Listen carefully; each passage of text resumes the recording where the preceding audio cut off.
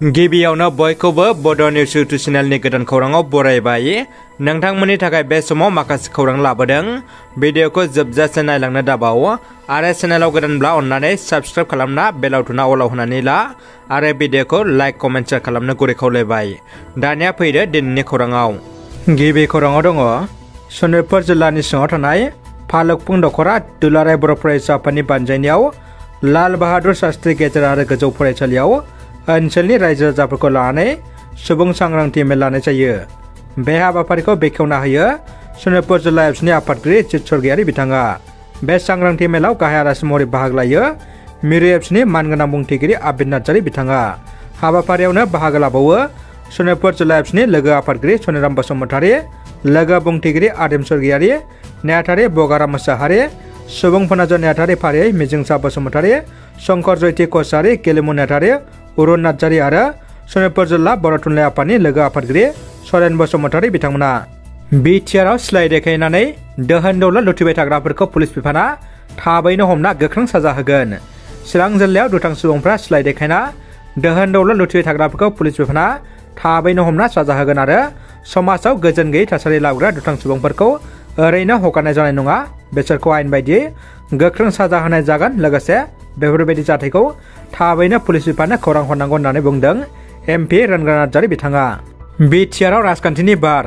क'क्राझार जिल्लानि सिङाव थानाय दावागुरियाव गोबां आइजोफोरा आसाम तृणमूल कंग्रेस राजखान्थि हान्जायाव आखाइ होफैदों।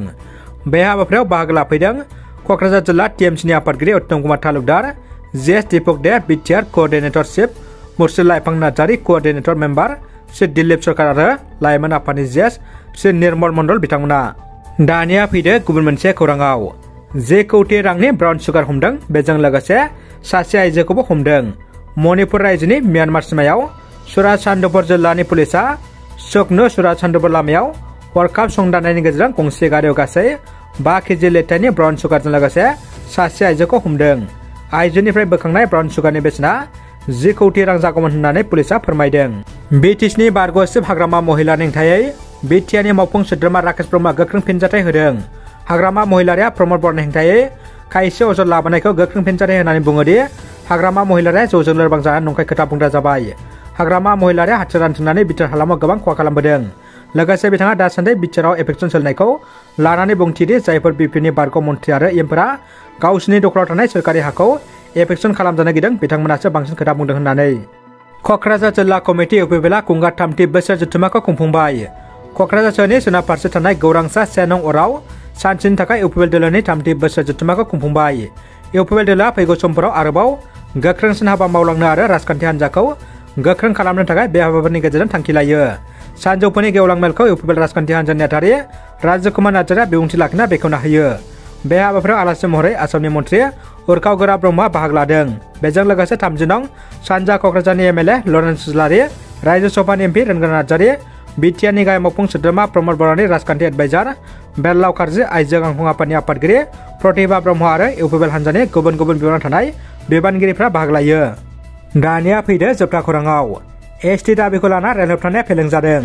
सालाकाटि रेल स्टेशनाव आदिबासि संगठना एसटि दाबि खालामनायनि थांखिजों रेल होबथानो नाजानाया फेलें जादों। मैया 10 फेब्रुवारि खालि सालाकाटि आदिबासि संगठना फुंनि 5 रिंगानिफ्राय 10 रिंगासिम सालाकाटि रेल स्टेशनाव रेल होबथानो नाजाबाय थादोंमोन। नाथाय रैखाथि हान्जानि हेंथा होनायाव रेलखौ होबथानो नाजानाया फेलें जादों। मख'नो गोनांदि आदिबासि संगठनफ्रा एसटि दाबिखौ लाना गोलाव समनिफ्रायनो सोमावसारगासिनो दङ।